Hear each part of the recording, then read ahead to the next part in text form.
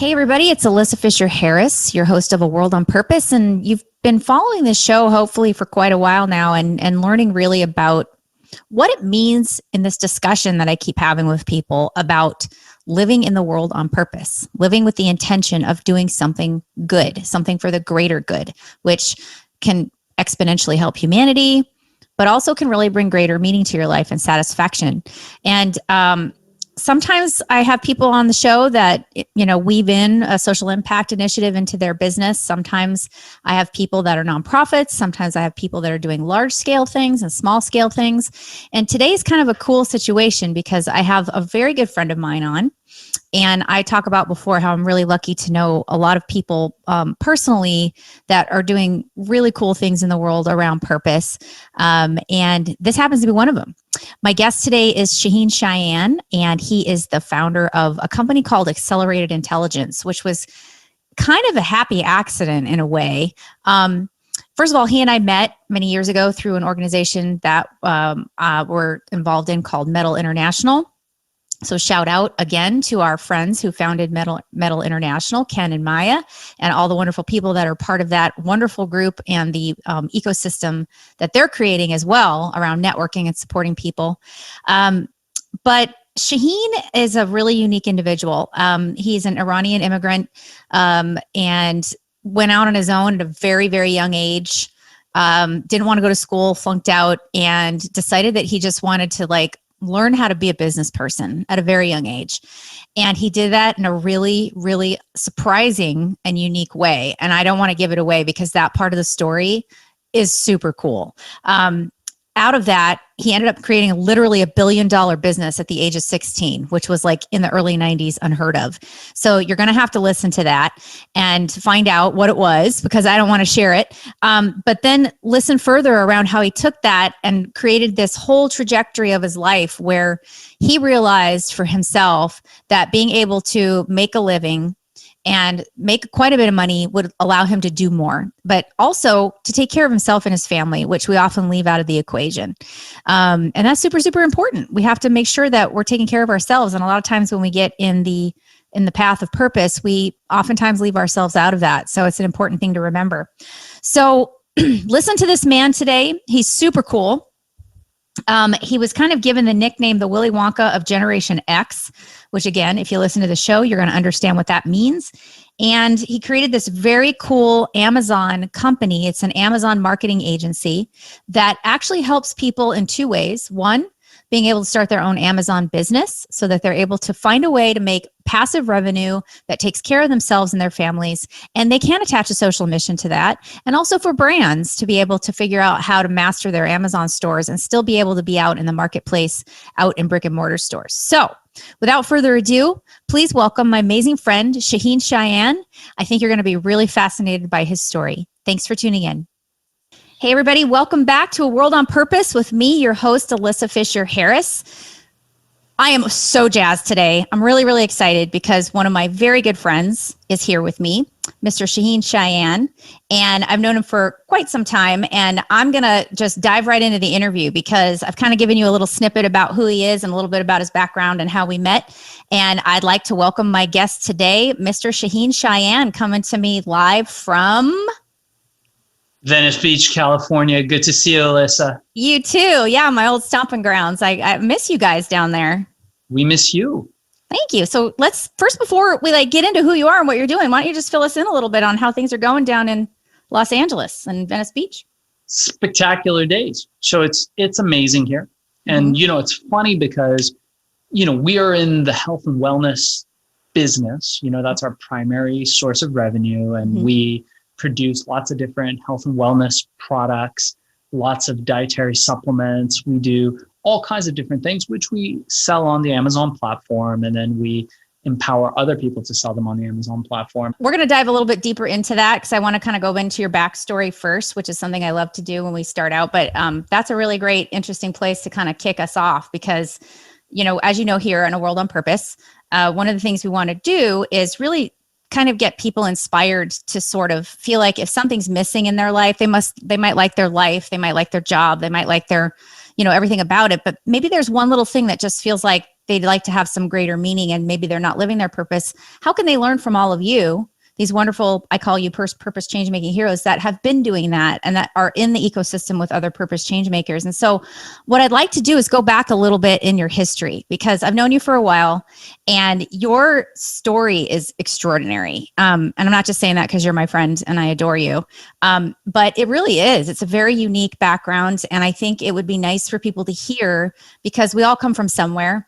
We all come from different things in life. Some of us find our purpose out of adversity.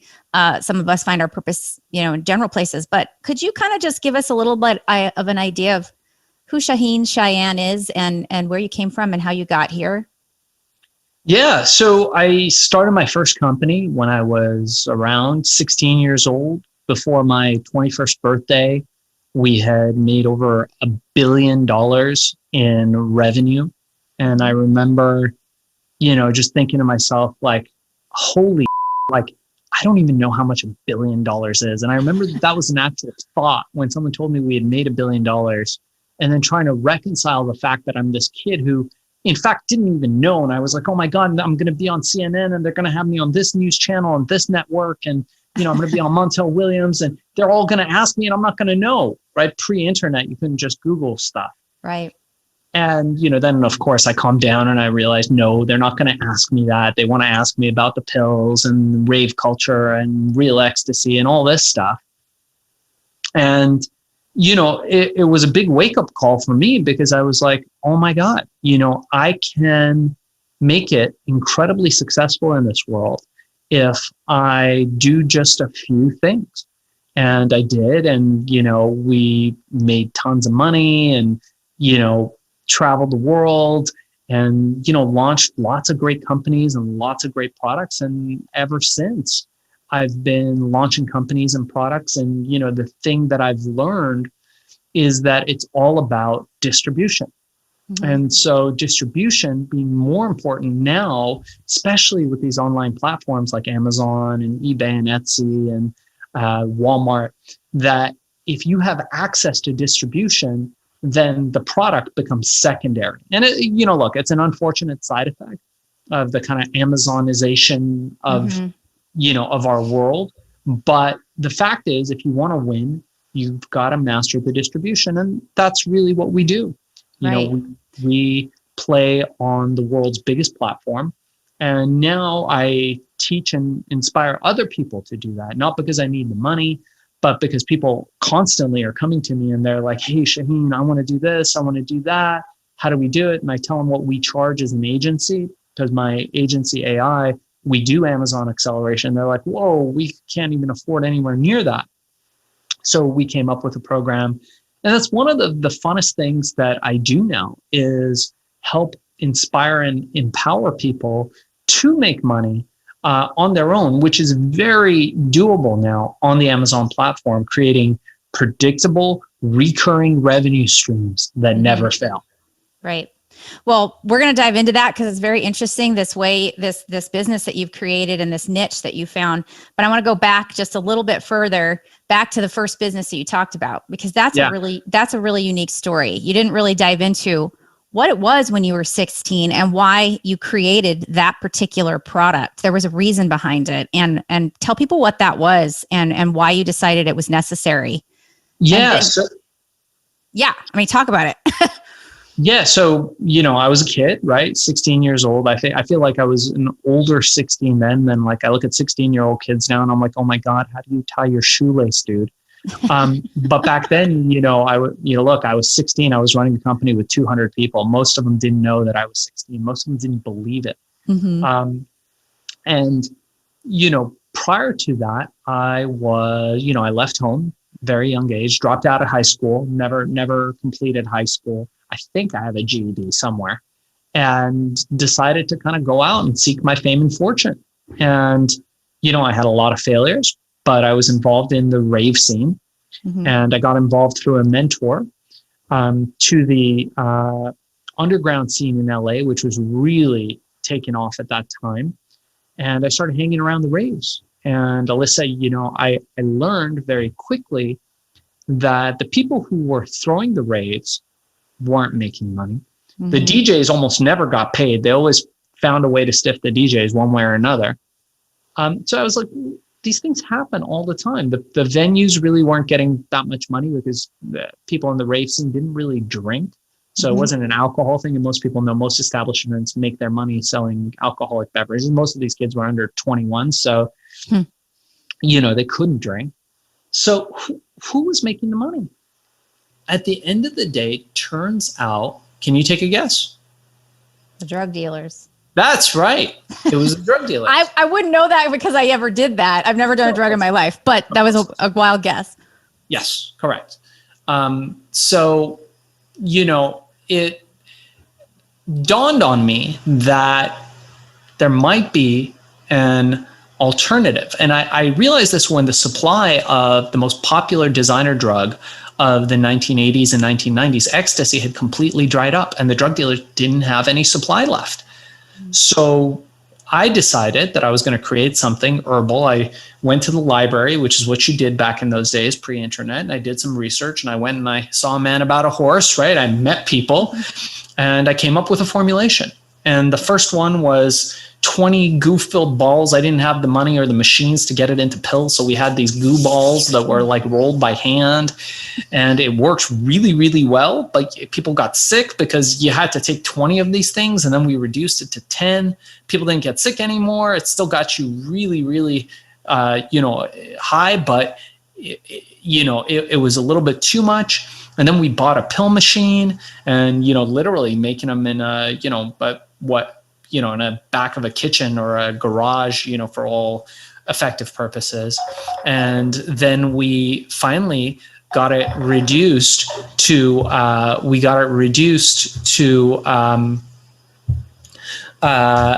tiny pills, little tiny pills. So it was 5 tiny pills that people could took. And that's what it was. So, we did that. And then, basically what I did, Elissa, is I walked into the clubs, held my head up high. I had no money. I just had, some of these pills that we had made. And I walked up to the first drug dealer, distribution. And I said, hey, you're doing something illegal. You don't have any product anyway. What are you going to do? Charge $100 for a pill? You don't have enough to sell. You're always going to sell out. You're not going to have enough money and you're going to go to jail. Why? He's like, well, F you, buddy. What do you want me to do? And I said, no, I got a solution for you. He's like, okay, I'm all ears. And so, I offered up herbal ecstasy and he reluctantly took it, came back in about an hour. And, everybody in the club was pointing at me and thumbs up and smiling and laughing. And it turns out that what happened was that they sold out. So what I did was I went in and replicated that. So it went from 1 drug dealer to 5 drug dealers to 10 drug dealers to 1,000 drug dealers. And then all of a sudden we were mainstream. We got into GNC, which now has gone bankrupt. We got into 7-Eleven. We were selling at Urban Outfitters. Do you remember Warehouse Records? Of course. We were selling that old. Yeah, well, Warehouse, we were selling at record shops. We were selling anywhere and everywhere. We did Lollapalooza. And pretty soon went from $0 sleeping on the beach, walking into clubs with a pager and a briefcase to having a company that's generating $1 billion in revenue. That's insane. It's absolutely an insane story. And I've heard it a bunch of times, but what I want to tap into too is there's kind of some remarkable things there. One, you did it obviously as something that you saw as a business. So there was some purpose in that, right? Trying to make a living, making sure you weren't going to live on the street. I know you and I have spoken about that before too. But I know you, and I also know that you're kind of a purist and a naturalist. And so it wasn't just about money. There was something inside of you, I remember discussing before, was like you weren't a proponent of drugs. I want to make that really clear to the audience. It's not like you were trying to fuel an industry. You wanted to find a solution and an alternative for people to not have to take these things that were out there if they wanted, because people were going to just do drugs anyway, right? So you were trying to find something that was going to be more natural and acceptable instead of something that was illegal and dangerous. Yeah, I mean, much like you, I haven't done very many drugs. There's lots of drugs that I haven't done. Mm-hmm. And, back then I hadn't done any drugs at all. Right. And, look, so at the time, making money was very important. And I had a very positive attitude about making money. And of course, when you come from nothing and you have nothing, making money allows you to make much more impact in the world, right? As Steve Jobs would say, it helps you make a dent in the universe. Right. It was never my primary motivation, of course. But, what we did was we created a movement. Nobody had built a pill, a recreational supplement ever. It had not been done. And we were the first, and we mainstreamed it. And from one end, we had the pharmaceutical industry that hated us, right? They were coming out with their, all of their erection pills and all of their sex pills and all that stuff. And they had spent, hundreds of millions of dollars producing it. And here comes some long-haired 16-year-old kid that's selling $1 billion with no regulation. Right. The government hated us because of that. There was no laws. We weren't a drug. We weren't totally a supplement. So they didn't know what to do with us. Right. Then the supplement industry hated us. You remember the supplement industry back in those days. You'd walk in. It wasn't the sexy trade shows that we have nowadays. It was, brown bottle, brown label, vitamin C. Like the most considered alternative and not mainstream, and really fought against for a while. Yeah. So it was, problematic to say the least. And then now you got the 16-year-old kid who's battling the pharma companies, who's battling the supplement industry, and battling the government all at the same time. And I hadn't done anything wrong, but we did not fit their mold. Right. And for me, it was really an interesting time. All right, so we took a quick break. We had a little bit of an interruption, which isn't a usual thing, but it's okay. We're back, and everything's good, right, Shaahin? Yeah, I love that. It's John Lennon. Life is what happens to you when you're busy making other plans. Exactly, and this is the real world. So we're not like some polished, pretend show here. So I'm glad everything's good. So we were talking about this amazing alternative to drugs. And this actually, we didn't actually phrase it, but you were responsible for what was called the smart drug movement. And we were talking about originally how the motivation of it was obviously making money was important, because you said when you come from nothing, you need to make money. We have to know that money is not evil. You can do more impact when you have it. But we were talking about also how you were fighting all these agencies that were regulatory agencies, because your other driver was you wanted to create something for the youth and people who are addicted to drugs that was natural. I want to make sure we don't paint this as a picture of you were trying to just create another recreational thing. You are very driven by natural products. This was a gateway to, no pun intended, for you to start doing other things in that business. So can you touch on that again a little bit more? Yeah. So, like I said, back in those days, the supply of ecstasy had dried out. Right.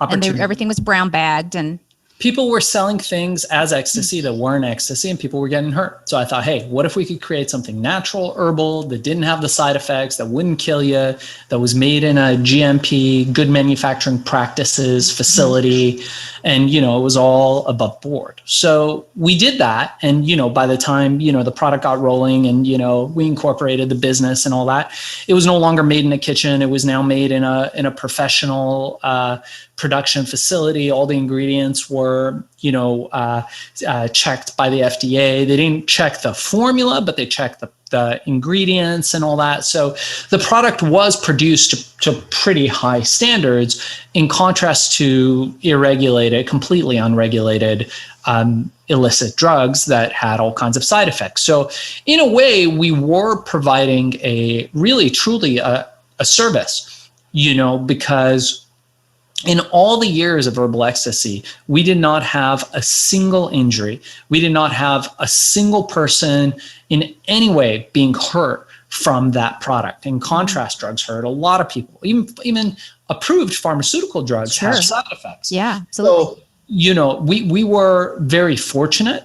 I was very careful in the formulation of the product. We used good ingredients. We never skimped. And, the product did what it said it would do, which was a big deal. Now, of course, you can't, sell those ingredients. But back then you could, and, and it worked very well. For me, I think making money is a noble endeavor. Mm-hmm. Making money is one of the greatest things you can do. If you look at people, and people might argue with this, but if you look at people like Bill Gates, mm-hmm. Bill Gates on a wholesale level has made such a huge impact mm-hmm. because of the money and wealth that he has created. And he can go in there where you and me can go in and go, hey, let's feed 10 people, let's feed 100 people, let's feed 1,000 people. That guy can go in and say, let's find an answer to anybody going hungry ever again. Yeah. Do it if he didn't have access to that wealth? No. So my argument is that just going out there to start a business to make money, there's absolutely nothing wrong with that. Now, I have never been directed in that way. And I've actually, I was having this conversation on a podcast a little while back. And, it's never worked out for me when I've gone out and been like, you know what, I want to make $100 million. I want to make $50 million. And to go out there and just do that, it doesn't work that way. Mm-hmm. The way that it works is I get excited about something and then I get in the flow. I get in a flow state. And when I get in a flow state, then the world comes around to me. So mm-hmm. And I'm sure you felt this, Elissa, like sometimes you're just on. I mean, I've seen you like that. When you are the best version of who Elissa is, the best version of who you are, you flow effortlessly. I've seen you move through trade shows talking to $100 million companies like you're the CEO. Yeah. You're walking up, shaking hands with the CEO and and everybody knows you and loves you. And then in contrast, when you have a bad day, you might not be quite in that flow and things might not be going quite right.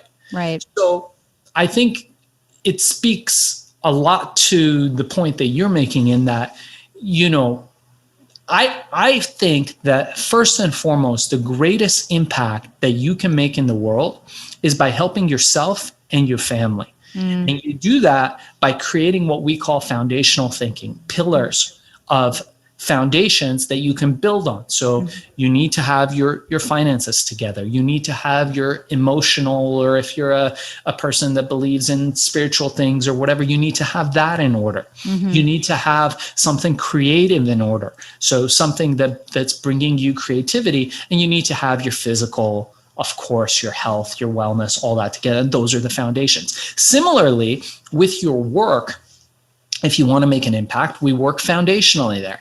So one area of it is your career or, your business or whatever you're doing that brings you money, that pays your rent tomorrow. Mm-hmm. Another level should be e-commerce. Are you selling on Amazon, Etsy, eBay, Walmart, right? We teach our students to do that all the time, but it takes time to build. It doesn't happen overnight. Yeah. Another one could be investing in the stock market. And the fourth pillar could be real estate, cash flow positive real estate. So when you start thinking like that, it's not like the shiny, hey, look at my Lamborghini, look at how, amazing, rich, whatever I am. It's much more so, let's build out those foundations. Mm-hmm. And you can take that foundational thinking and apply it to anything. And then once you have the foundation, you can start building and building and building on top of that. You could have more Amazon businesses like we teach our students to do, or you could have more real estate businesses. You could have more of whatever it is that you're doing, and you scale that. Mm-hmm. And now that you're empowered, your family's empowered, you don't have to worry about where your next paycheck's going to come from, where your next money's going to come from. Is the boss going to fire you tomorrow? Those things aren't a concern for you anymore. Now you're at a place where you can start helping the world, as Bill Gates says, wholesale. Mm-hmm. And I find that so much more impactful because truthfully, when we go out there and we feed one person, or we help a few people, we donate some money to a charity, it does help the charity, and that's great if you do that. But the fact is, it also helps you. Yeah, absolutely. That's the point. Yeah. Part of the point. Yeah, the majority of people, okay, and so we may or may not be talking about the same thing, or we may, but the majority of people, I think, who do that, there's two incentives. One is to help whoever it is, but the other is to make themselves feel better. Of course, yeah. That's the whole point of actually what we call living in a world on purpose. We talk about this. It could be creating $1 billion company that can do a huge amount for the masses, or it could be what's that one little action that's going to bring you greater meaning in your life and make you feel like you have value. Is it volunteering to help abused children? Is it volunteering to help the homeless? Is it writing that small check? And there is the spectrum is huge, and there's no right or wrong way to live and be in a world on purpose. So I think that's great that we're making sure we always point that out, because sometimes people will think, oh, the only way I can make impact is if I try to drive it, create this huge company with this huge thing, and I don't know where to start, and I can't do that. But no, it's about that one little thing for that one person even. Don't you agree? Yeah. I mean, look, I think at the end of the day, we work on, and we teach this in the course, right? The concept of having wins every day. Why do you want to have wins every day? Mm-hmm. The reason is this, and this is one of the great hacks, right? I do this podcast, which I have to have you on as well, called Hack and Grow Rich. And on Hack and Grow Rich, we talk about hacking systems, hacking the world. How do we hack everything and win? And so we come to the concept of feedback loops. And what that means is in order for us to be productive human beings, we have to get feedback. Right? This is also the reason why most people quit, is because if you go out there and you're constantly putting energy into a business, you're constantly putting energy into a relationship, you're constantly putting energy into whatever it is, and you get nothing back, it's not that interesting for most people. Right. You might do it for a little bit, but eventually you're going to give up, right? It's like, a pet that never responds to you, right? Mm-hmm. Pets are amazing because the second you have them, it's immediate feedback. It's immediate love. That feedback loop is closed. You feed them, you pick up their poop, they give you kisses and cuddles, right? Same with kids, pretty much. There you go. Right. It's immediate feedback. Right. But when it comes to our work, when it comes to our business, when it comes to relationship, all those things, we have to have that closed feedback loop. So what we teach, for example, some of my students on Amazon is, I've got students that are doing $150,000 a month, and I've got students that are doing $5,000 a month, right? And we teach the slow way to get rich on Amazon, not the get rich quick ways to get rich. Right. And the fact is, people come to me all the time. They're like, oh my God, Shaahin, now we have your systems and algorithms, and we've taken the course and we've done all this stuff. But, and look at this one. This one's going to make us $200,000 a month. Should we do it? And I say, no. And they say, why? I say, because you're just starting out. Mm-hmm. And starting out, more important than you making a bunch of money, you may make a bunch of money right away. But more important than that is closing that feedback loop. Mm. What I want you to do is to get some low-hanging fruit, do something where you put energy out, and then you get immediate feedback on the other end. Because what does that do for us? Our brains release dopamine. We immediately, like flies to the light, get attracted to whatever it is that gives us that dopamine release in the moment. Right. So what we teach, particularly when it relates to e-commerce, is the first thing you want to do is, what's the low-hanging fruit for you? And let's get that and close that loop. Because once you have that in place, now we can start growing it, looking more at foundational thinking and thinking bigger as we grow. Yeah. I think that's great. I think well, let's talk a little bit about well, first of all, could you just move a little closer to your mic, because it's a little bit. Sure. That's better. There you go. Yeah. I was trying to motion you in there. Okay. I don't have very good hand signals, apparently. Great. No, that's really helpful. And so let's get into the details a little. Well, before we get into the details about your course, I want you to be able to tell people what it is and why it's bringing you so much personal satisfaction to be able to do this for all these people. We're going to talk about that in a minute.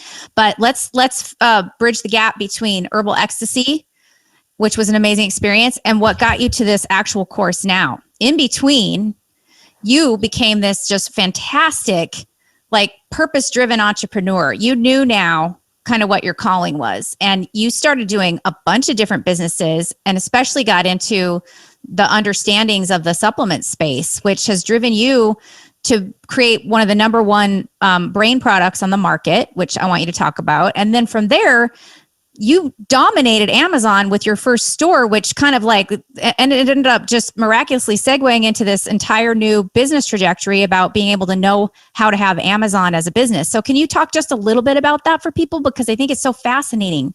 Yeah, sure. So look, I moved on from herbal ecstasy back in the 90s to a bunch of different businesses. And, in roughly around 2009, I think, sometime around then, Jeff Bezos announced that he's opening up the Amazon platform to third-party sellers, to which I said, amazing, let's give it a shot. I had developed this nootropic, this brain supplement called Accelerol. And I said, hey, let me put it on the Amazon platform. Let's see what happens. No one's selling supplements on there. Let's see what happens. I woke up the next day to literally thousands of orders. And it was a high-ticket item. It was a $120, $100 supplement. Wow. And from that day forward, I was like, this is the new distribution. And what we need to do is we need to figure out how to win on the Amazon platform. And that's what, I've spent the last 10 plus years doing. And so now we sell tea. We're one of the biggest manufacturers of matcha tea. We sell supplements. We sell kitchen goods. We sell electronics, laptops, you name it. We sell it on the Amazon platform. And by the way, so there's a lot of Amazon gurus out there and people who are teaching, you watch them on TV and, hey, this is my Lamborghini and this is my, big, beautiful beach house. And don't mind those girls in the bikinis running by. I don't really care about those girls. So authentic, those ads. So authentic, genuine. right? And there's so many of them. Yeah. And again, the fact is, the thing that you have to remember is that most of those guys make their money selling courses, not selling on Amazon. So the first difference with us, and for all the years that we've known each other and worked together, is that we are first and foremost an Amazon seller. Secondly, you don't have to spend any money, not $1, to learn how to get started on Amazon. And I actually have a course for your viewers and listeners, Great. 100% free. Awesome. They have to pay nothing, zero. It's just a service that we provide. It's a 1-hour course. It's a crash course. It's everything from A to Z of starting an Amazon business, how you get your first product picked, how you get reviews. It's everything that you need to know about getting on Amazon. And we will share that with your viewers and listeners in the show notes. And again, there's absolutely no charge for that. So there's no reason for them to, have to spend money to start learning about Amazon, and at least get involved in there. And, I feel, because we're talking about impact. I feel that, the more people we can empower to start these recurring revenue businesses where they can have this predictable stream. Maybe it's not going to take over your life right away. Maybe it's going to be the kind of thing that'll make you $2,000, $3,000, $5,000 a month extra recurring revenue. And then you can use that to start living the life that you want to. Because really, it's at the end of the day about lifestyle design, right? How do we live the freest life possible, where we can do what we want, how we want, with who we want, when we want. Right. Well, and the thing that I love so much about the course that you've offered out of the kindness, of your heart, and not being one of those, people that could charge for something like this, you are really creating an open source platform for everyone, anywhere, in any community, any income bracket, especially marginalized communities and places where they might not have options for things like that. You're opening this up and giving people an opportunity to tap into something they might not have thought about as a business, like, anywhere. And I love that. And that you're not taking advantage and charging during, especially after the year we had that was so devastating to people. I'm really pleased to hear that that's a gift for people. So first of all, thank you for my listeners, but thank you for doing that for humanity, Shaahin. It's wonderful. Yeah, I mean, look, like I said, I make no, there's no mystery or surprise. We're all in business to make money, right? You're in business to make money. I'm in business to make money. And I do have a paid course that we do sell. And, we handpick the students on there. Every single one goes through me. But starting off on the Amazon platform, you don't need that. And that's one of the things that I wanted to convey, is that, just to get a seller account going and to get products selling on the Amazon platform.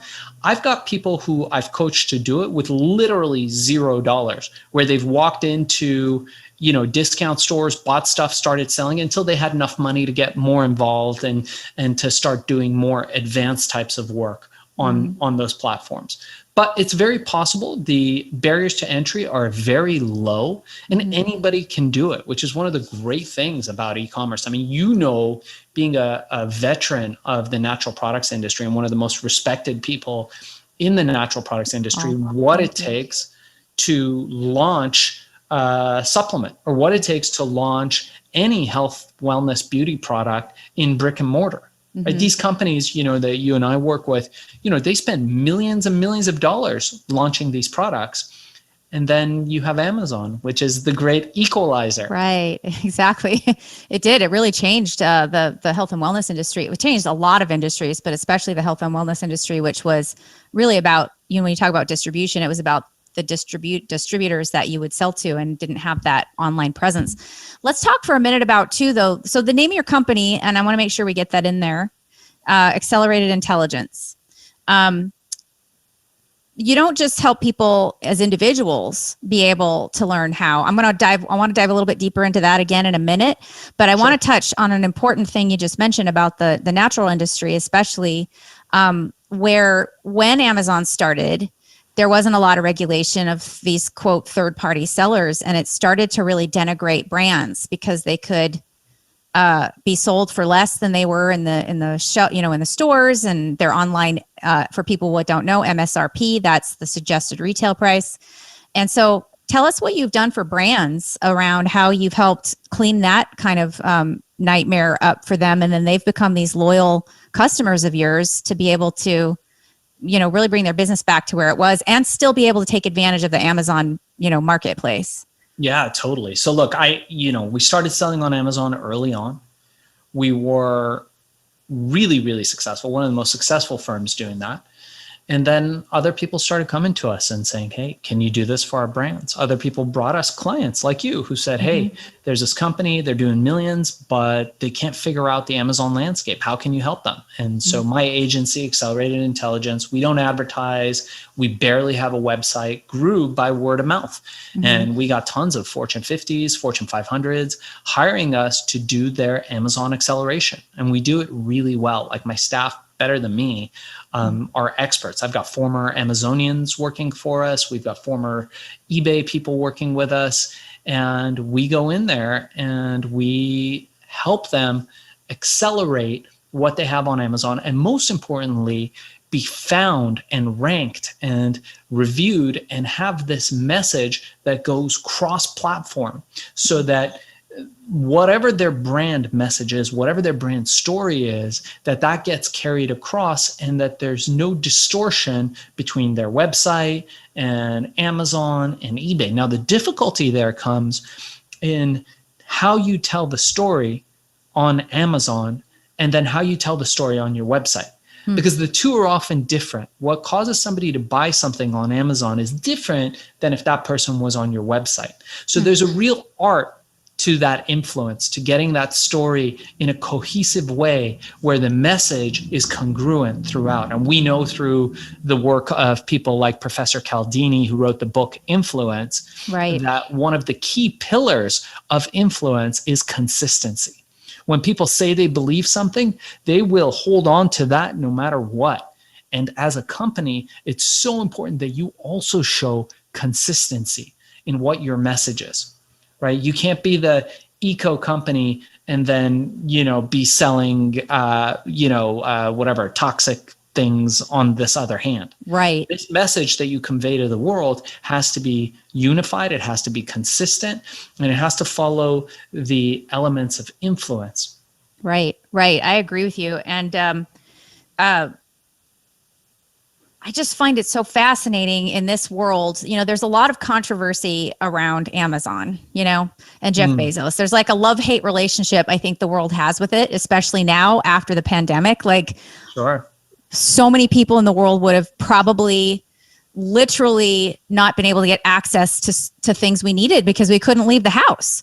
Yet at the same time, Some people are like, no, local stores, buy locally. We don't want to support Amazon, et cetera.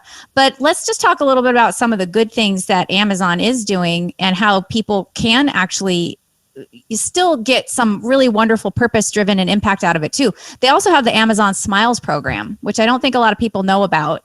And I'm sure you're familiar with that and how that ties into both the individual Amazon stores that people are doing themselves if they want to tie a social impact to it or a brand.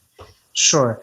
Okay, so first I'll speak to that first part. And this is actually, it's one of my pet peeves that people look at people like Jeff Bezos or Elon Musk or Bill Gates.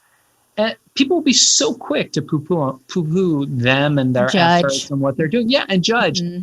And the fact is, anytime I've met or spoken to any of these people, my experience has never been anything but one of like just awe and excellence. Mm-hmm. The fact that these are guys who didn't start off being billionaires, whose daddies weren't billionaires, who went out there into the world and created $1 billion or more of value in something, anything.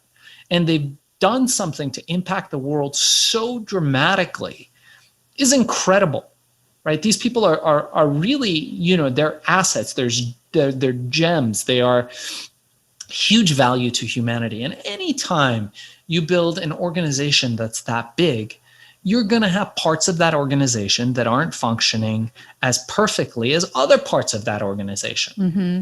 It's not dude's fault, right? It's not any of these dudes' fault. It's, and most of them at this point are more focused on philanthropy and trying to help the world and try to do cool shit like going to space and whatever it is that they're doing than they are in the day-to-day ops of these mega publicly held corporations. So if you look at that, and you say, look at that guy. He's just rich. He's one of the 1%, blah, blah, blah. You are living in a poverty mindset. Mm-hmm. And you need to move to an abundance mindset if you want to be successful in life. And what that means is that, I'm sure you can find some amazing things that these people have done. Mm-hmm. How many people does Amazon employ? Mm-hmm. Look at that number, right? How many people does Tesla employ?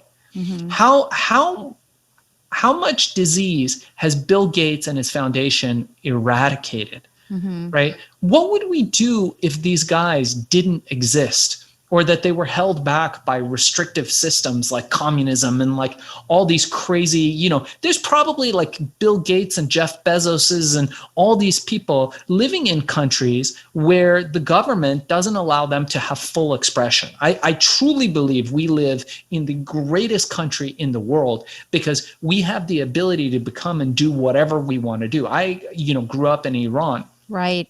I was just going to mention that. Yeah. Yeah, I mean, for all intents and purposes, has been a very tricky mm-hmm. theocracy.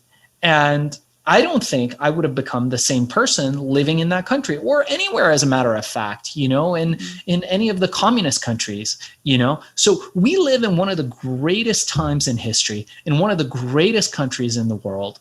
And we have the ability to make all this change, all this impact, to be forerunners for the world. And we can do it through business, and we can do it through e-commerce, and we can do it through tech.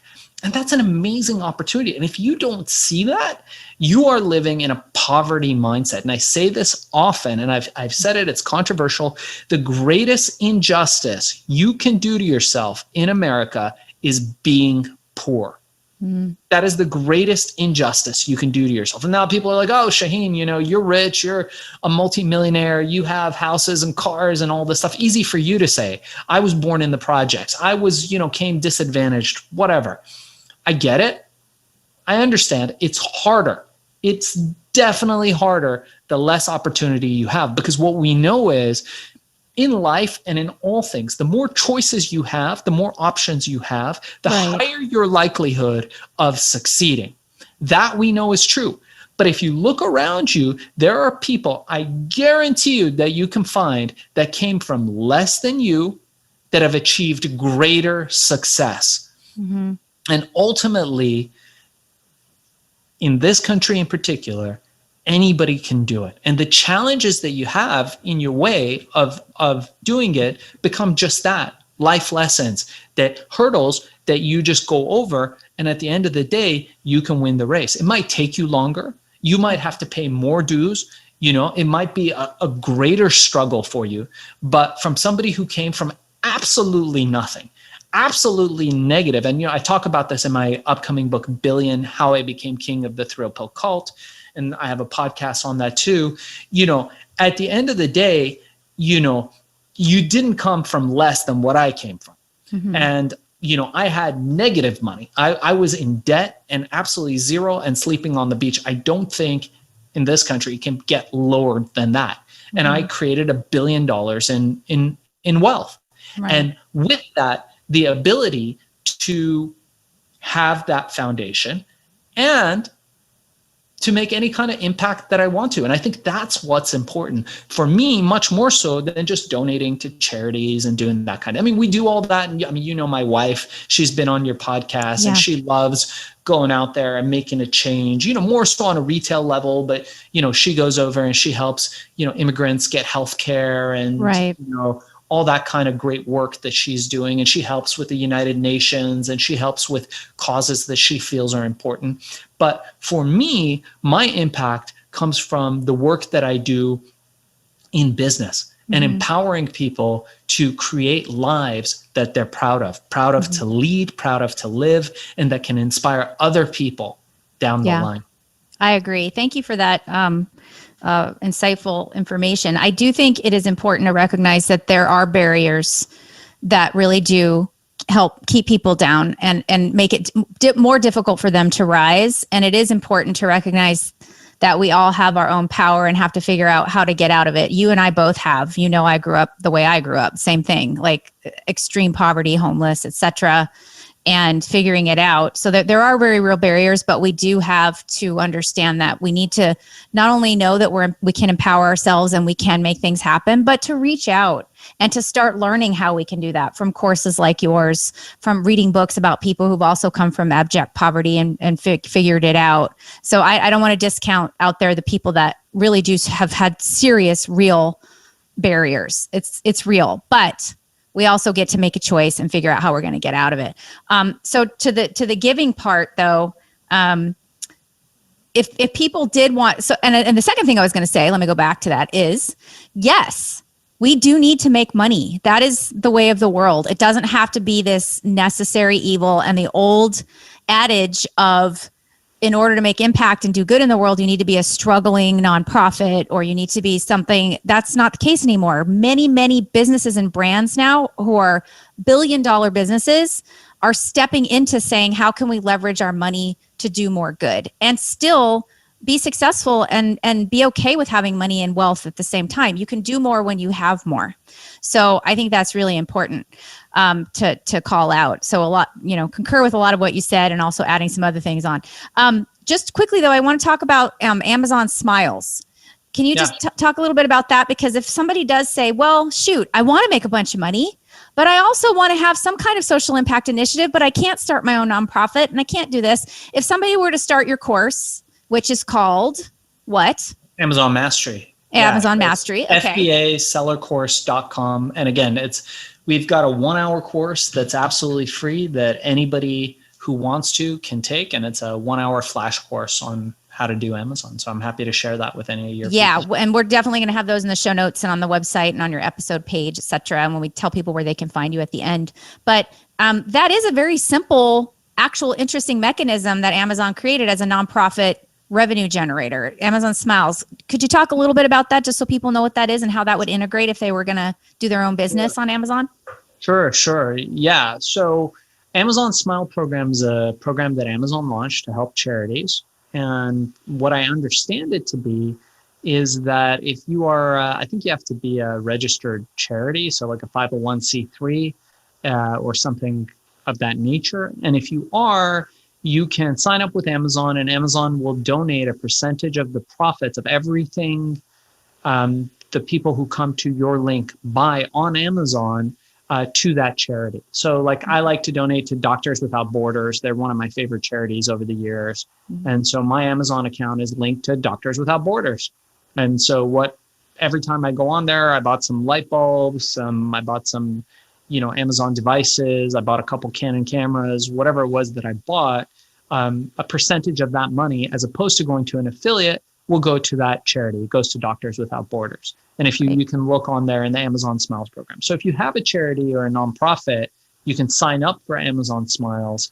And then when you share the link, people go on and they can register for your charity. So every time they buy something on Amazon, a percentage of that money goes to your charity.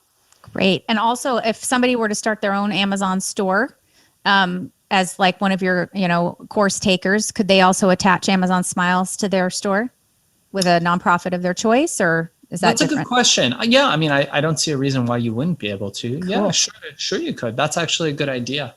It's funny, because me and my wife have lots of them in my mind. Oh, you do? Yeah. Me and my wife joke all the time where I tell her nonprofit is against my religion, because we've talked at length about that comment of yours. Yeah. So I get it, but again, I think, look, there's a lot of worthy causes out there. Great to help any way that you can. But I think in closing, my thing is, look, you got to empower yourself. I'll give you an example. A guy came to me and he wanted to get involved in our Platinum group, which is our the paid portion of the Amazon training that I do. And it's super high level coaching. We've got a mastermind group. It's fantastic. A lot of people are making a lot of money on that. And he was like, okay, so, I'm into it, but this is my last, few $1,000s. And I looked at him and I said, dude, if this is your last few $1,000s, you don't need to be buying anything from me. He's like, no. I'm like, no, you don't need Amazon if all you have in the bank is a few $1,000s. You need Uber. I said, what? And I said, yeah, you need to get your butt out there and you need to start driving Uber.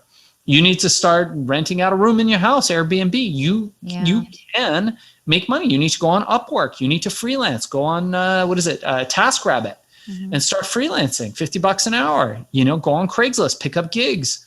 But until you have at least, $7,000 to $10,000 of disposable income in your bank account, you shouldn't be doing anything other than creating foundation.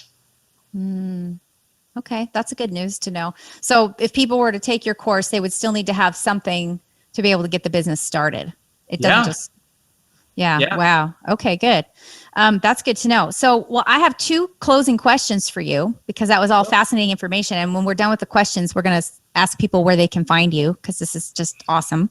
I know you think charity is against your religion, but I'm going to ask charity. I said nonprofit. Nonprofits are against your religion. Correct me. But in essence, I want to know, what's your favorite thing to do for other people? Other people in general? Yeah. What's your favorite thing to do for other people that is like doing something outside of yourself? Hang out with my family, hang out with my kid and my family, and bring them with me to hang out with other people. It's the greatest thing in the world. Yeah, you have a pretty great wife and son. Yeah. And then the last thing is what's the craziest thing you've ever sold on Amazon? Craziest thing. We did sell a plane once. And it was frowned upon, so I don't like to talk about that too much. And then the second craziest thing. We sold these super smart toilets. Wow. Yeah, these toilets that played music, they analyzed stuff. They were really special toilets that we sold. Well, there you go. There is a need for that somewhere, right? There's a need for everything. Well, Shaahin, Cheyene, it was so nice to have you on, and thank you for all your wisdom. I do have one last question for you. You've talked about when things get hard, et cetera. And what I like to do is also impart just a little bit of wisdom for people when they are struggling and they're finding it difficult. What's one thing you could tell people when they're trying to pursue their purpose and their passion and they feel like giving up that you would advise them to do? Okay. So when the going gets tough, I think the most important thing when people feel that way, usually they feel alone. And loneliness is the thing that really leads people to those feelings of despair. So, the feelings might generate initially from expecting something and then the world delivering something different. right? And then on top of that, feeling alone. So the first thing is don't be in a vacuum. Don't work in a vacuum.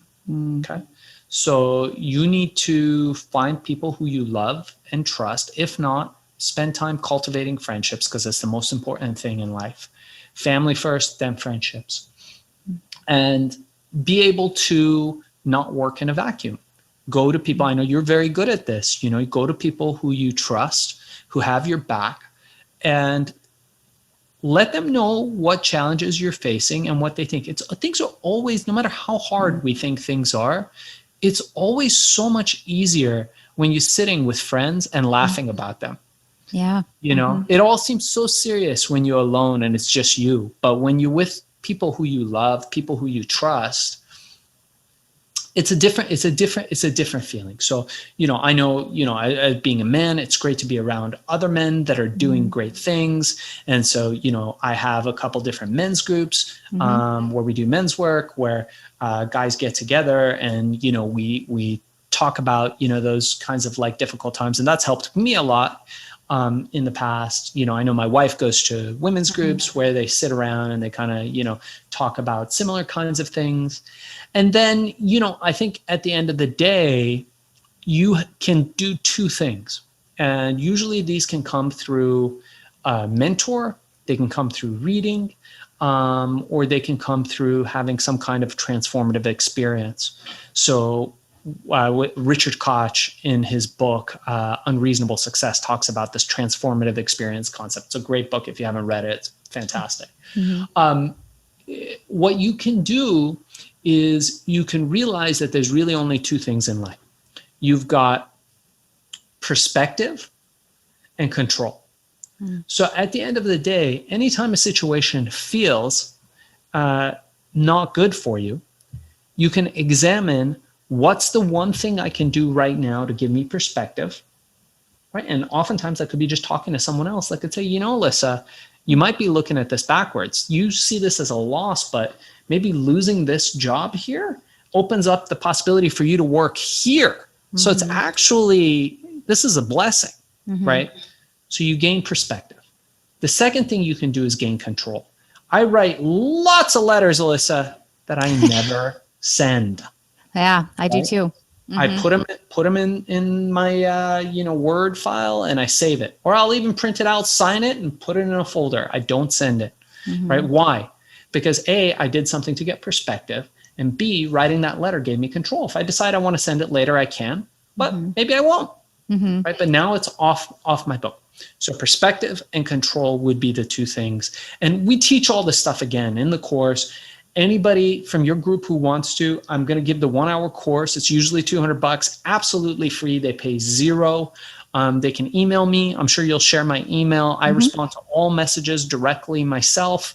It takes a little while sometimes for me to get back, but I'll get back to you. Or you can go on ShaahinCheyene.com and just sign up there and, say you want the 1 hour course, and we'll give that to you free of charge.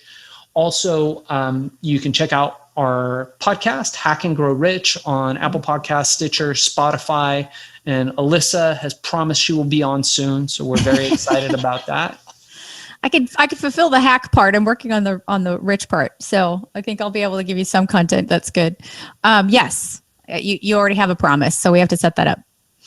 And that's great. And why don't we give people a code so that you knew it came from AWOP? AWOP stands for A World on Purpose. So make sure you put that in the subject matter. And Shaahin's information will also be on the A World on Purpose website and all of our social media handles as well, especially when this comes out. We'll make sure we tag Shaahin and all of his awesome courses and podcasts. Shaahin, thank you so much for your time. I know how extraordinarily busy you are, as are most of the people who come on my show. And I'm so glad that you came today and shared all of your your impactful journey and how raw and open and honest you were about it, and real and genuine. I always have appreciated that about you anyway, but thank you for being that for my audience. Likewise, appreciate you, Elissa. You're always a bright light, beautiful energy everywhere you go. So I'm always delighted to spend time and hang out, and this is what we want to be doing in this moment in time. So it is. We want Exactly. We want to be making the greatest impact we can on our humanity. And to your point earlier, making sure we're also taking care of ourselves, because that is definitely forgotten.